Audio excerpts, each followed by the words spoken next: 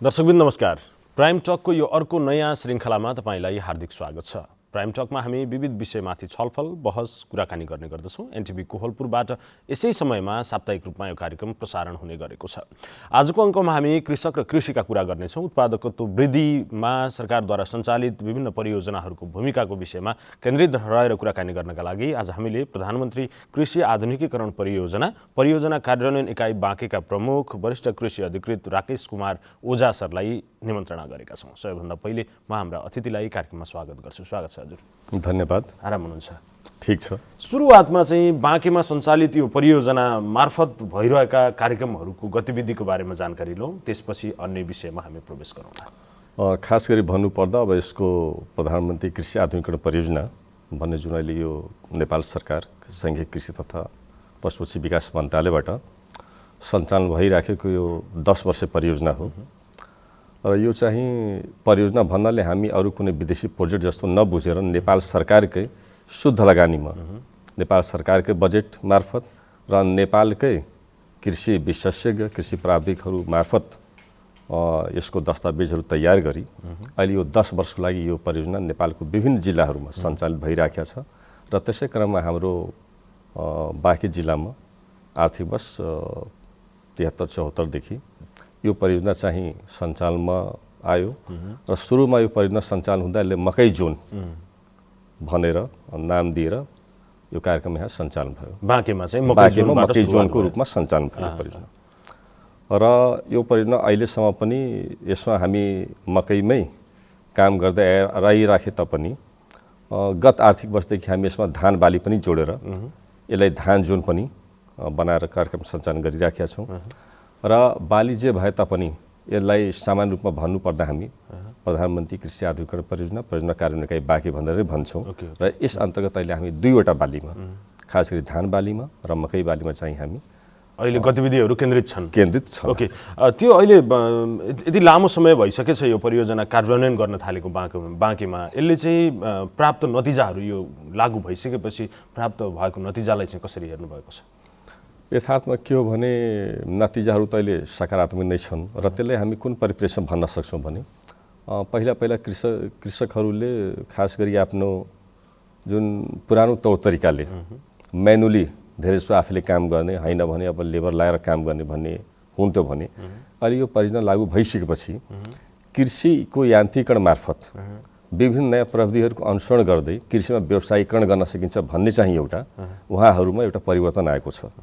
त्यसकारण यो परियोजनाको कार्यक्षेत्रमा हेर्नुहुन्छ भने अहिले प्रायः जसो हामीसँग आबद्ध भएका अधिकांश कृषकहरू कृषि यन्त्रहरूको मार्फत उहाँले मकै खेती गर्नुहुन्छ, धान खेती गर्नुहुन्छ र उहाँले हामी विभिन्न किसिमका, किनभने यो परियोजनाको उद्देश्य नै के हो भने कृषिमा आधुनिकीकरण विविधीकरण गर्दै कृषिलाई व्यवसायीकृत गर्ने हो, कृषिलाई व्यवसायीकरणमा लैजाने।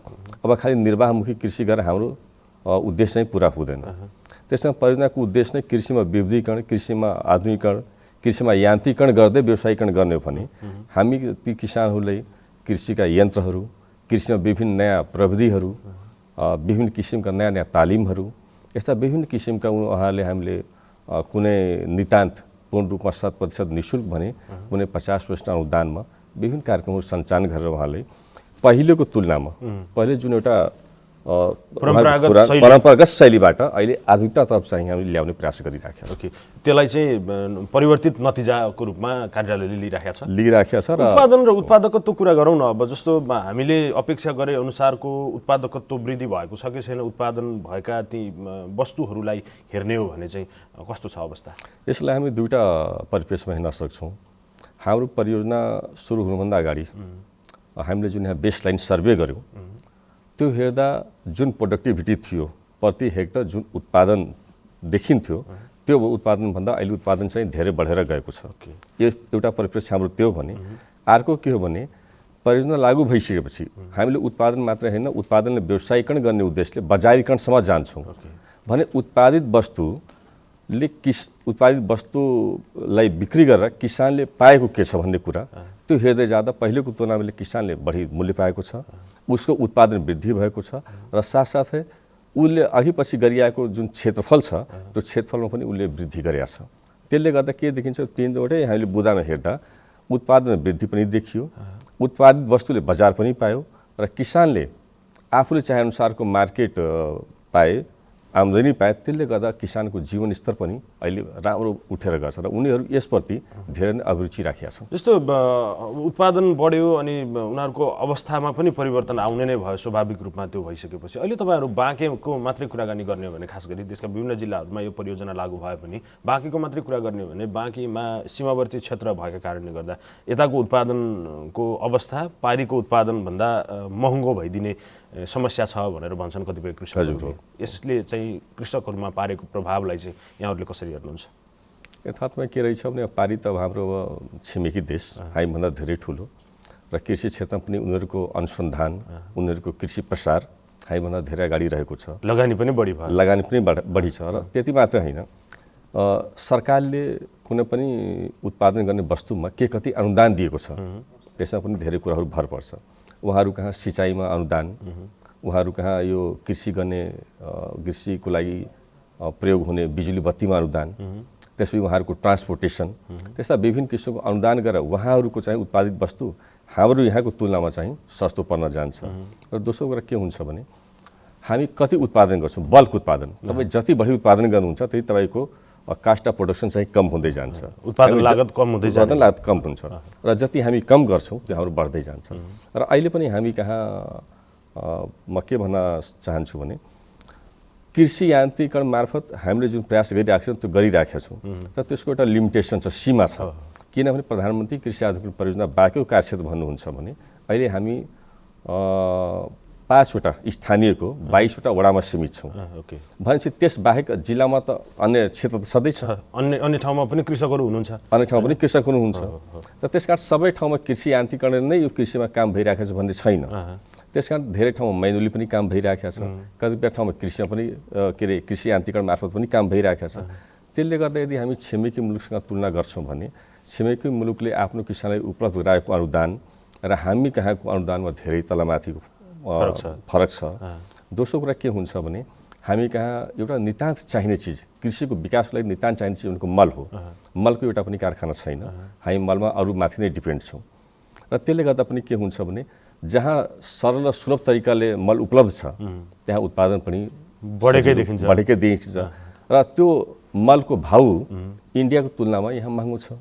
भन्छ किसानहरू त्यहाँ रिकमेन्डेड डोज, सिफारिस मात्रा अनुसार नै मल हालेर उहाँले उत्पादन गर्नुहुन्छ, उहाँहरूको उत्पादन बढी हुन्छ। उत्पादन बढी हुने बित्तिकै लगानी जुन उहाँहरूको कस्ट छ त्यो चाहिँ कम हुन्छ। हामी कहाँ मल नै छैन। हामी मललाई लिगल वा इलिगल सीमावर्ती क्षेत्रमा हेर्ने भने हामी दुईटै तरिकाले ल्याउँछौँ। त्यसले गर्दा के हुन्छ भने अब मल खरिद गर्दा किसानको पैसा बढी पर्छ, उसले ढुवानी गराउँछ, आफ्नै तौर तरिकाले गराउँछ। कतिपय हाम्रा अधिकांश चिजहरू, चाहे बिउको कुरा गरौँ चाहे कृषि यन्त्रका कुराहरू गरौँ, त्यो सबै नेपालमा होइन बाहिरबाट नै आउँछ। त्यो आउँदा हामीले तिर्ने राजस्व, हामीले तिर्ने ट्याक्सहरूले गर्दा त्यो सबै आइटमहरू महँगो पर्न जान्छ।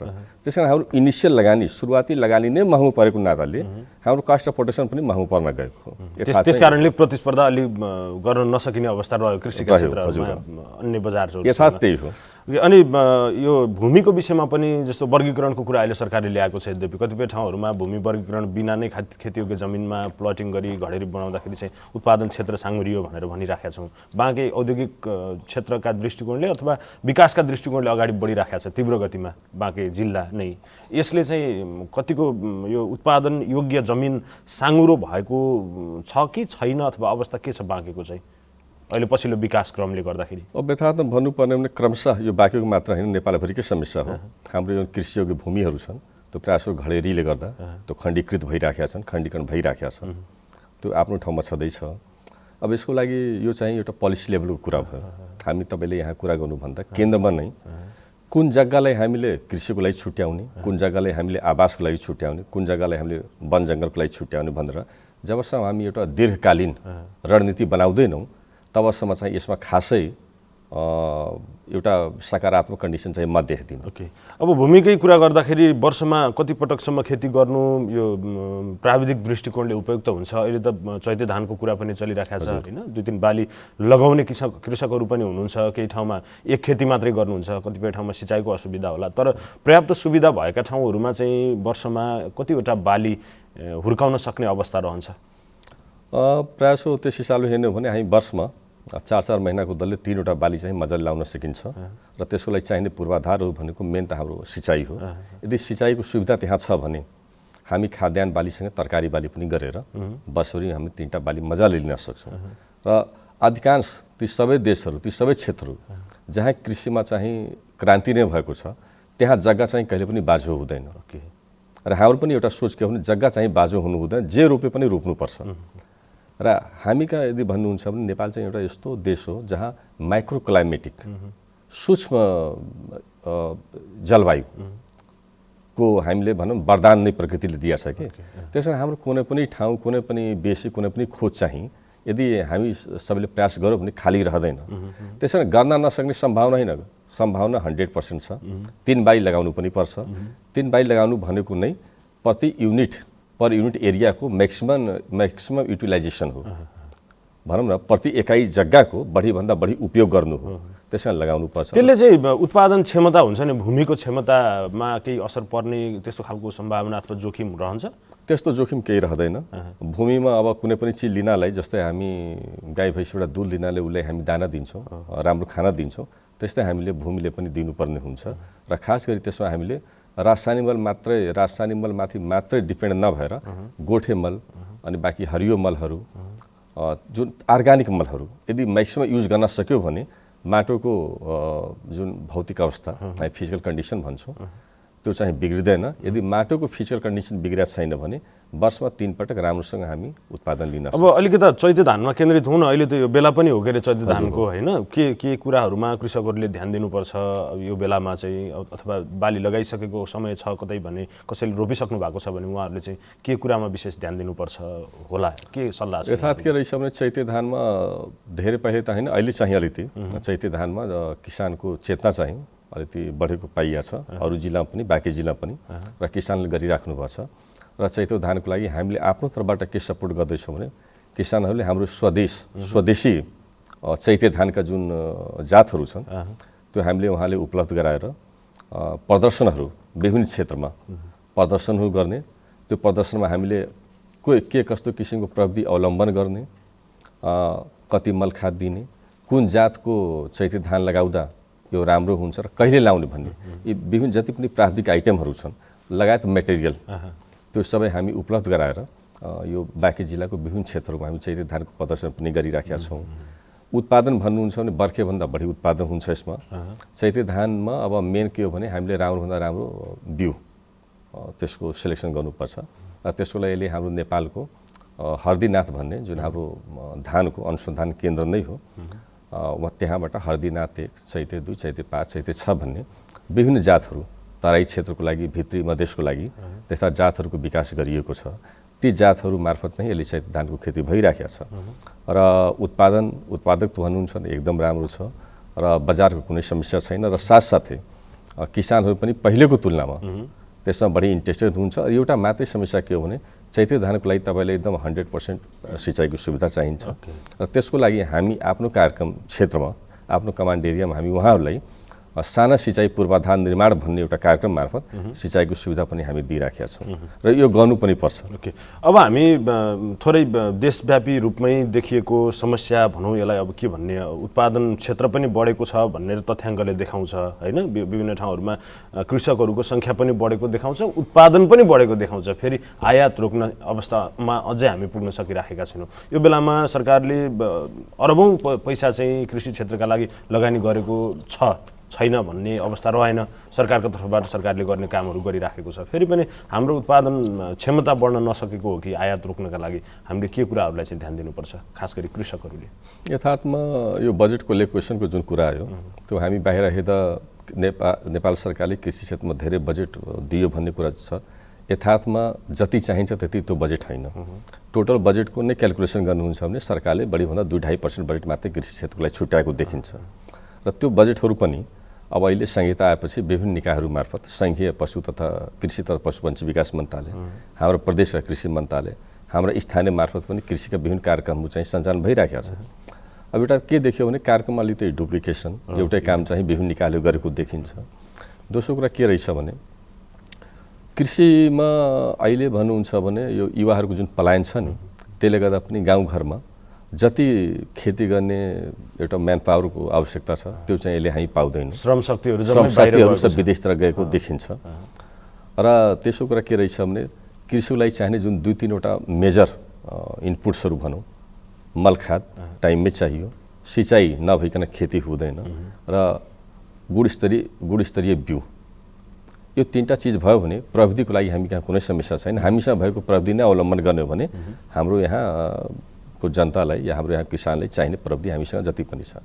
सबैभन्दा अहिले हामीले तपाईँले अघि भने जस्तै यो युवा शक्तिलाई रोक्न सकिराखेका छैनौँ। फेरि पनि हामी स्वरोजगारमुखी कार्यक्रमहरू अगाडि बढाउनुपर्छ, कृषिलाई विशेष फोकस गरेर चाहिँ योजनाहरू अगाडि बढाउनुपर्छ भनेर भन्ने गरेको चाहिँ सरकारी तवरबाट सबैकाबाट यथार्थ हो हैन। तर युवाहरूलाई अझै रोक्न सकिराखेको छैन। यसको च्यालेन्ज चाहिँ के हो खास? अब यथार्थमा के रहेछ भने हामी जे जति भने तापनि जस्तो अब युवाहरू उहाँहरू बेरोजगार हुनुहुन्छ, ल कृषितिर नै आकर्षित गरौँ भन्दा हामी प्रविधि दिन सक्छौँ, सबै दिन सक्छौँ, तर काम रोजगार गर्नले त तपाईँसँग पैसा त चाहियो भने पैसा यो कुनै जुन ब्याङ्कहरू मार्फत लगानी हुने चिजहरू त्यो जति हामी भन्छौँ कृषिमा लगानी गर्ने या कृषि कर्जाहरू त्यो भने जस्तो चाहिँ त्यो सरल तरिकाले चाहिँ पाइराखेको अवस्था छैन।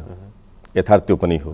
त्यसकारण यदि यी चिजहरूमा त्यस्ता युवा बेरोजगारहरूलाई हामीले 1% 2%मा कृषिको ऋण उपलब्ध गराइदिने, उनीहरूले चाहिने एउटा हाई भ्यालु क्रपको लागि जसमा बढी कम टाइममा उत्पादन गरेर बढी पैसा आउने त्यस्ता बालीको बारेमा प्रविधिहरू सिकाइदिने, लङ टर्म ट्रेनिङहरू दिने र उत्पादन मात्र गराएर भएन, उत्पादित वस्तुले बजारीकरणसँग एउटा च्यानलाइज गरिदिने, नेटवर्किङ गरिदियो भने युवाहरू पक्कै पनि बाहिर जाँदैनन्। र हामी यहाँ हेर्छौँ, हामीसँग धेरै इक्जाम्पलहरू छ।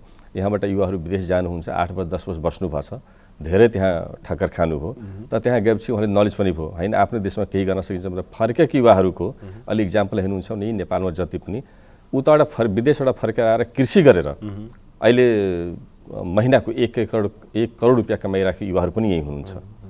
यस्ता धेरै मान्छेले हामीहरूसँग पनि सम्पर्कमा हुनुहुन्छ। त्यसकारण भन्न के खोजेको भने यदि उहाँलाई अपर्च्युनिटी हामीले अवसर दिन सक्यो भने त्यति युवाहरू विदेश नै छैन। त्यसकारण चाहिने भनेको रोजगारको लागि पुँजी सजिलै गरी उपलब्ध गराउनुपर्छ। त्यो खालि नीतिमा राखेर कागजमा राखेर त्यो हुँदैन। कतिपय कृषकहरूले चाहिँ यो मूल्यमै समस्या भयो भनेर अनि बजार पाउन सकेन, अर्को भएन भनेर चाहिँ उत्पादन गर्न छोड्यौँ भनेका आवाजका समाचारहरू हामीले पनि कतिपटक सुनायौँ हैन। अहिले पनि बजारीकरणका लागि जोडिदिनका लागि स्थानीय तहले पनि त्यति धेरै इनिसिएसन नलिएको, तपाईँले भने जस्तो कार्यक्रमहरू डुप्लिकेसन भएको, सङ्घीय सरकारले पनि अनुदान दिएकै छ, प्रदेश सरकारले पनि अनुदान दिएकै छ, त्यही क्षेत्रमा त्यही पालिकामा त्यही वडामा त्यही बस्तीमा त्यस्तो खालको कार्यक्रमहरू डुप्लिकेसन भइराखेको अहिलेको अवस्था छ। अनि मूल्य श्रृङ्खलाको कुराहरूमा पनि मिलिराखेको छैन भनेर भन्छन्। के रहेछ खास? त्यसको लागि के गर्न सकिन्छ भने सरकारले जस्तै मिनिमम सपोर्ट प्राइजहरू MSP तोक्छ नि, त्यसमा सरकारले जुन बालीको MSP तोक्यो यदि साहुहरूले त्यो रेटमा सरकारले तोकेको रेटमा किसानको उत्पादन लिइराखेका छैन भने सरकारले एउटा विकल्प निकाल्नु पर्यो। हामी लिदिन्छौँ या हाम्रो खाद्य संस्थानले लिन्छ या हामी खरिद गरेर गोदाममा राख्छौँ र अन्य ठाउँमा हामी सप्लाई गर्छौँ।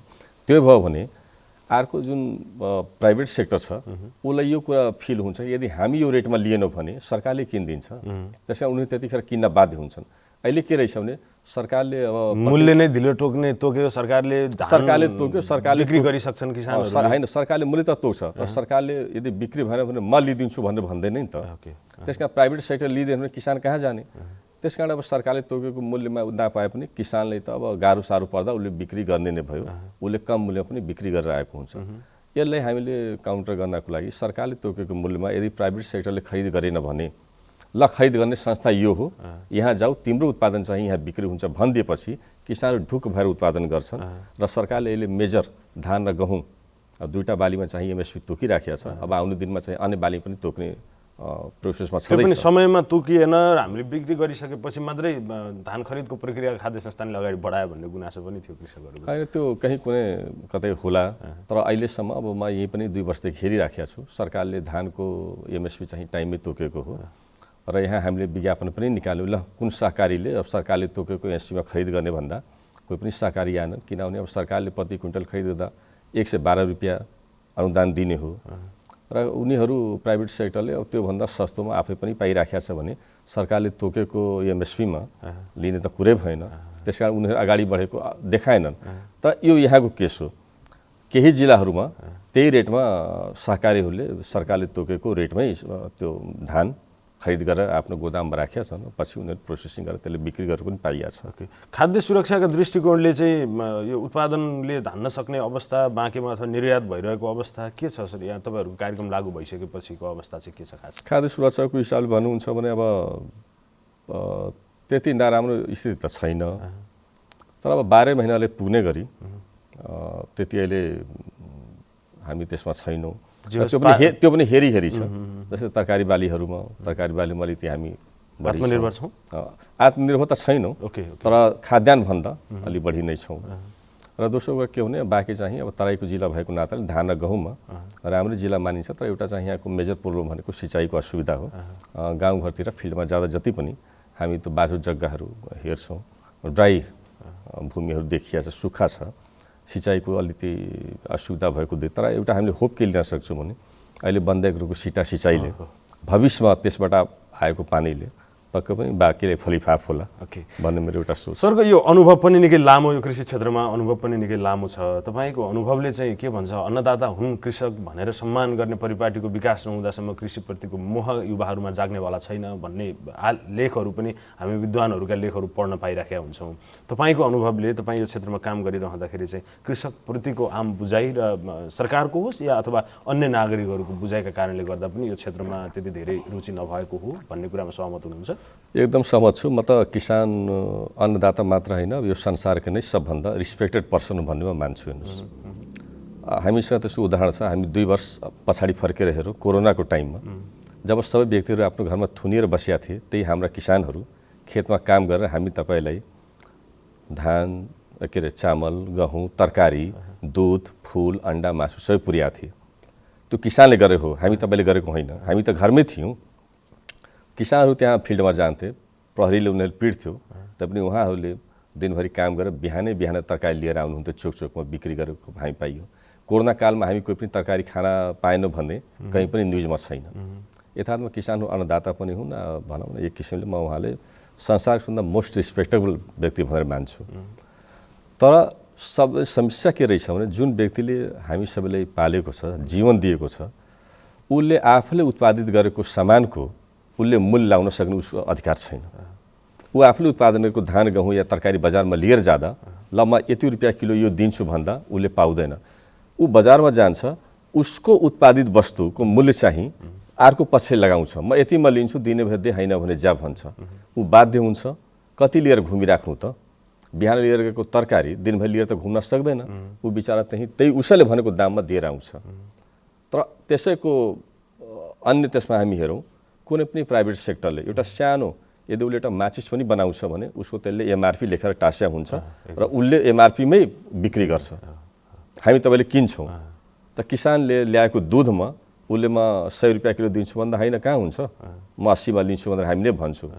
भन्दा यथार्थ त्यो हो कि जबसम्म हामी किसानलाई यो एकदम इम्पोर्टेन्ट, एकदम रिस्पेक्टेड, यिनीहरूले नै हामीले जीवन दिएका छन्, त्यस नजरले हेर्दैनौँ तबसम्म यो पेसाले मान्छेहरूले हे दृष्टिले नै हेर्छन्। ओके, अब हामी लगभग उत्तरार्धतिर पनि छौँ। सङ्घीयतापछि स्थानीय सरकारहरू हाम्रो आँगनमा छन्। परियोजना त 10 वर्षका लागि तपाईँले भन्नुभयो, अब सकिएला, तपाईँहरूको अर्को कार्यालयमा सरुवा हुनु होला, परियोजना सकिएला, त्यो अर्को पाटो भयो। तर किसानहरू यहीँ रहनुहुनेछ, स्थानीय सरकार पनि यहीँ रहनेछ। त्यस कारणले गर्दा स्थानीय सरकारले अबका कार्यक्रमहरू कृषिलाई प्राथमिकतामा राखेर बनाउनु पर्यो भने चाहिँ के कुरालाई फोकस गर्नुपर्छ होला बाँकेको केसमा? त्यस हिसाबले भन्नु चाहिँ एउटा त मेरो भनाइ के रहेछ भने यो अब संहिता लागू भए पनि 5 वर्ष कटिसक्यो, हामी छिटो एक कार्यकाल सकिसक्यो। त्यसबाट हामीले धेरै कुराहरू प्लस माइनस सिक्यौँ, होइन, लेसन लर्न पनि भयो। अब मेरो एउटा व्यक्तिगत विचार भन्नुहुन्छ भने यस तरिकाले काम गरेर भएन। एउटै कामको लागि विभिन्न निकायहरू त्यही सेम काम, उही समूह हुन्, उही समूहमा कहाँ पनि दर्ता छ, उही कृषि ज्ञान केन्द्र पनि छ, उही चाहिँ गाउँपालिका पनि छ। त्यस कारण यसलाई मोनिटरिङ गर्ने एउटा कम्प्लिट, एउटा पावरफुल चाहिँ स्टियरिङ कमिटी जस्तो कुनै एउटा कमिटी हुनुपर्छ नेसनल लेभलमा, प्रदेश लेभलमा र डिस्ट्रिक्ट लेभलमा। र त्यसले एउटा यस्तो पोलिसी बनाओस् कि कुन क्षेत्रलाई कसले हेर्ने, नदोहोरियोस्, एकद्वार प्रणाली कायम गरोस्, गर्ने मान्छेले पाउन्। कुनै एउटा कतिपय यस्ता प्रोफेसनल व्यक्ति पनि पाउनुहुन्छ, किसानकै रूपमा भनौँ, कुनै पनि आफिस छुटाउनुहुन्न, सबै आफिसमा जानुहुन्छ, सबै आफिसबाट अनुदान पाउनुहुन्छ। र धेरै कुरा आफूले पनि थाहा पाउन्न, किनभने मैले जसलाई दिइराखेको छु उसले आफ्नो गाउँपालिकाबाट पायो कि पाएन भन्ने कुरा मलाई थाहा छैन। उसले त्यहाँबाट पनि लिइराखेको हुन्छ। त्यसमा पाउनेले पाएकै पाए, नपाउनेले नपाउने, एक दुईचोटि पाएन हो निराश भएर छोड्छ, ऊ आउँदैन। त्यसमा यसले मोनिटरिङ गर्नलाई एउटा कम्प्लिट प्याकेजमै जानुपर्छ, एउटा नयाँ पोलिसी नै लेखन गर्नु पर्यो र त्यो चाहिँ माथिबाट नै स्टेप बाई स्टेप भयो भने कुन जिल्लामा हामी कृषिलाई कति बजेट दिँदैछौँ, त्यो कसले कसरी खर्च गर्ने भन्ने कुरा एउटा सुरुमै स्ट्रिक्टली यदि हामीले त्यसलाई रिटर्न गर्यो भने त्यसोमा गयो भने पक्कै पनि अझै राम्रो हुन्छ। काम नभएको होइन, तर काम के रहेछ भने काम भइराखेको छ, हामी देखाउन सकेका छैनौँ, डुप्लिकेसन भइराखेको छ। त्यसलाई कन्ट्रोल गर्नको लागि एउटा कुनै मेकानिजम बनाउनु पर्ने छ र यो कुरा हामी सबैले महसुस पनि गरिसकेका छौँ। तलदेखि माथिसम्म जुन काम हामीले गरेका छौँ त्यही काम कृषि ज्ञान केन्द्रले गरेछ, त्यही काम चाहिँ गाउँपालिकाले गरेका छ। भन्छ यदि त्यही गर्नु छ भने त किन छरिएर बस्नु, एउटा सिङ्गल बडी बनाऊ, वान डोर वे जाउँ र त्यसलाई राम्रोसँग मोनिटरिङ गरेर गरौँ, पक्का पनि राम्रो हुन्छ। ओके, अनि कृषकहरूले पनि त केही कुराहरूमा सचेतना अपनाउनु पर्ने होला। जस्तो अहिलेको हाम्रो प्रणाली कस्तो पनि छ भने छिमेकीले ब्रोइलर पालेपछि मैले पनि पाल्नुपर्छ, त्यो कसरी पाल्नुपर्छ त्यतातर्फ त्यति धेरै चासो छैन। किसान अर्को छिमेकीको घरमा गमलामा तरकारी फलायो भने मैले पनि त्यही गर्नुपर्छ भन्ने परिपाटी छ। त्यो परिपाटीलाई चिर्नका लागि चाहिँ के सुझाव दिनुहुन्छ? त्यसोलाई म के भन्छु भने कृषकहरू हाम्रो छिमेकीले के गरेका छ त्यसमा डिपेन्ड नभएर मार्केटले के खोजिया छ त्यो चाहिँ हेर्नुपर्छ। किनभने कृषि भनेको सिजनमा डिपेन्ड हुने चिज हो, सिजनेबल प्रोडक्ट हो। त्यसैले मार्केटले के खोजिया छ, कुन चिजमा मैले लगानी गर्दा मेरो लगानीको सबभन्दा बढी प्रतिफल आउँछ त्यसमा जाने हो। र अहिलेको कन्डिसनमा किसानले सबभन्दा बढी ध्यान दिनु पर्ने नयाँ प्रविधि, किनभने प्रविधिहरू दिन प्रतिदिन बदलिँदो छ। नयाँ बिउ, नयाँ किसिमका त्यो हार्मोनहरू, नयाँ किसिमका बाली बिरुवाहरू, त्यो लाउने प्रविधिहरू, त्यसलाई प्रयोग गर्ने कृषि यन्त्रहरू, कम टाइममा बढीभन्दा बढी काम गर्ने कृषि यन्त्रहरूको प्रयोग गर्ने, राम्रोभन्दा राम्रो रोग किरासँग लड्नसँग क्षमता भएको बिउ प्रयोग गर्ने। र दोस्रो कुरा हामी जुन ठाउँ बसेका छौँ त्यहाँको लोकल मार्केटले के खोजिया छ। यदि यहाँको लोकल मार्केटले त्यो भनौँ न भेडे खुर्सानी खोजिया छ भने त्यो सामान खुर्सानी किन उत्पादन गर्ने, बरु त्यसैमा जाउँ। त्यो यदि स्पेसलाइजेसन वेमा हामी गयो भने सायद त्यति अप्ठ्यारो नपर्ला। तर हाम्रो के रहेछ देखासेकी मेरो छिमेकीले यो गरेर म पनि त्यही गर्छु र डिमान्डभन्दा कुनै पनि चिज यदि बढी सरप्लस भयो भने पक्कै पनि त्यसको प्राइस चाहिँ डाउन हुन्छ। यथार्थ चाहिँ त्यो हो। हस् हुन्छ, एकदमै महत्त्वपूर्ण विषयमा कुराकानी भयो। देश अब समृद्धिको बाटोमा लिनु छ भने कृषि क्षेत्र नै महत्त्वपूर्ण हो भनेर सबैजनाले भन्छन्। त्यसकारणले आज कृषिको क्षेत्रसँग सम्बन्धित भएर तपाईँसँग संवाद गऱ्यौँ। यो समय र संवादका लागि तपाईँलाई धेरै धेरै धन्यवाद। मलाई यहाँ आफ्नो 2 शब्द राख्ने मौका दिनुभयो, त्यसोलाई पनि एनटिभी कोहलपुरलाई म धन्यवाद दिन चाहन्छु। नमस्ते। दर्शक महानुभावहरू, प्रधानमन्त्री कृषि आधुनिकीकरण परियोजना कार्यान्वयन इकाइ बाँकेका प्रमुख हुनुहुन्थ्यो वरिष्ठ कृषि अधिकृत राकेश कुमार ओझा सर। उहाँसँगको संवाद सँगै प्राइम टकको समय सकिएको छ। अर्को श्रृङ्खलामा अर्को विषय अर्का अतिथिका साथमा फेरि भेट्नेछौँ। सम्पूर्ण युनिटसँगै पुरुषोत्तम सापकोटालाई आज्ञा दिनुहोस्। हेर्दै गर्नुहोला एनटिभी कोहलपुर। नमस्कार।